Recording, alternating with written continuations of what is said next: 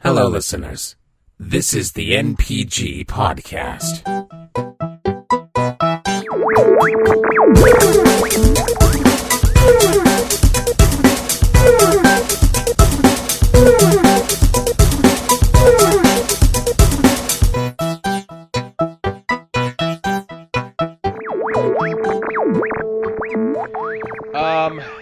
This kind of ranges from kid to adult.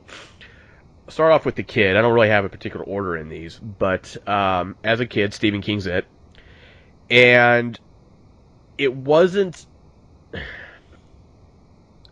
the movie itself. As I watched it when I got older, it doesn't hold up as well. The first part of the movie's fine. Second part of the movie really took a dump, and it occurred to me as I got older that it wasn't the scenery or anything like that really did me in. It was all Tim Curry as Pennywise. His facial expressions, the way he talked, still to this day, still creeps me out. Because if you just watch it and you see his eyes and the way he curls his lips when he talks, it's just like, God, stop it. So, and that's the only movie when I was a kid that actually I had to turn on the lights in the hallway before I went up the stairs. And then I had to go to the end of the hallway, turn on the lights again so I can go back to the other end of the hallway, turn those lights off, and so I can make it safely to my bed with light. So, yeah, Stephen King's It, which was a television movie, which made it even weirder.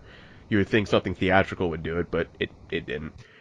I would say the next one would be Ju-on, The Grudge. Not the Sarah Michelle Gellar one, the original right.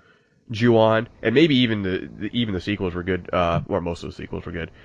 And it just scared the hell out of me. And it was one particular scene that did it in for me, and it was the one where the girl's in her apartment or whatever, and things are about to go down, and she hides under the covers because, even as an adult or as a kid even, when you're scared, that's the first instinct, is to hide under your covers, like that's magically going to make things just go away.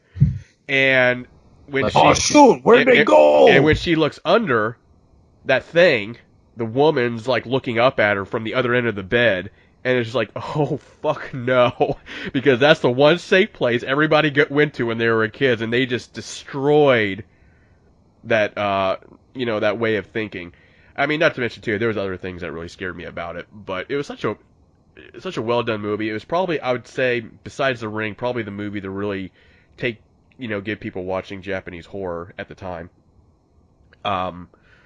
So there's that. Now this one stemmed from being a kid all the way into an adult, and that is once again another Stephen King movie called Pet Sematary. Oh God. And when I was a kid, it scared me just for obvious reasons. Cat coming back, it's evil. Burying the little boy coming back, shanking his mom or whatever. No fair. No fair. Yeah, No. It was just like descriptive. I'm a judge, Daddy. Mommy came and I played with her. Oh, there it is. Oh. I play with Mr. Crandall. Now I'm gonna play We had an with awful you. good time. No. taking out her tendon, Yeah, her Achilles heel. Yeah. The Just old guy. neighbor. Yep. Oh, sorry, that was the guy. Yeah. He was the judge in My Cousin Vinny. Yeah, he was. Fred Gwynn. He was Herman The Munster. two youths. But when I got older, I still appreciate the movie. There's a couple of moments because, I mean, it's an old movie in the grand scheme of things, and there's a few things I kind of roll my eyes at now. But overall, I think it's still good. Yeah, it still holds up. Yeah, it still holds up pretty well. But the part that gets me more now, and it probably has to do just because I have a kid now, is the part where, not necessarily when the son dies the first time, but towards the end where the dad goes in to take care of business with the syringe, with whatever's in there. And there's that part where they're fighting and, all that. And obviously, it looks like a little Chucky doll that he's fighting. It's kind of corny in that sense, but he throws the kid off and he gets up. The kid grabs the scalpel and is like walking towards him like dad being cute and innocent. And he just takes the syringe and just jams it in his neck. And the part that, for me, that does it in for me. It's just the look on the father's face with the realization that he's killing his own child over again. Not that it was not necessarily that it was his fault in the first time. And then after it's all said and done, the kid walks away and just says no fair and dies down the hallway. Did it? I'm done. I can't handle it. I watched that recently, and like, you know what? I don't know if I can watch this movie again anytime soon, because it's fun. Like, it's like Ghostbusters for me. When I was a kid, I enjoyed it because of what it is with ghosts and special effects, and it was all cool. But I appreciate it more as an adult now because of certain elements in it. So yeah, Pet Sematary. If I had to really number it, that'd probably be the top one for me. And of course, there's a whole bunch of others out there, but I'm You glad should you totally mentioned get- Pet Cemetery. Yeah. You should totally get the Ramones song, Pet Cemetery. I don't want to be buried in a pet cemetery. It's so I'm glad you awful. mentioned that, because like that the one thing that I've noticed about that particular scene is that when he jams him with a syringe, Gage seems to get back a little bit of humanity, and that's when Yeah. Lewis is like, oh shit. Yeah. Yeah. But no, he ain't humanity. No.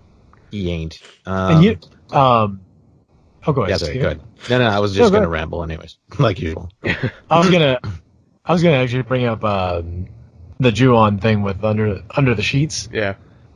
When that happened, I was reminded of one of those kind of situations with Freddy Krueger, Uh-huh. and that was when the girl that was in the bathtub, Yeah. and she's like, for some reason, trying to stay awake in the relaxing bathtub. And yeah, the one place where everything is fine is inside the tub. There's nothing. There's no sharks in your tub. There's not? Yeah. Oh. But amusing that they use things like that. Like they went to that particular place where you think you're safe, but no, fuck you, you're not. Yeah. It's just like that's interesting to me that they chose that. They did that a couple times in that Paranormal Activity movies, right? Wait a minute, there it is. Under the arc of weather-stained bones, ancient goblins and warlords come out of the ground, not making a sound. The smell of death Stephen is Rock. all around. And at night when the moon is bright. All right. Oh, you're not gonna go on? I was getting down. All right. I don't want to be buried.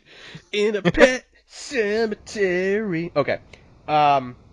So yeah, I those are don't mine. wanna live my life again. again. Okay. Use that song in like 4 of my videos on my YouTube channel. It's just It's a not great new to me song. anymore. That's actually probably one of my top Ramones songs too. Really? Yes, one of mine too out of the 3 Yeah, that it I like. actually Okay. is. Fair enough. There's just something. There's something that's almost like hypnotic about that one. I could listen to that one over and over and over again, right in succession. Yeah. What's going on, everybody? Bryan here with the Nerd Theory channel and MPG podcast. If you like what you saw, please support us on Patreon at www.patreon.com/nerdtheory.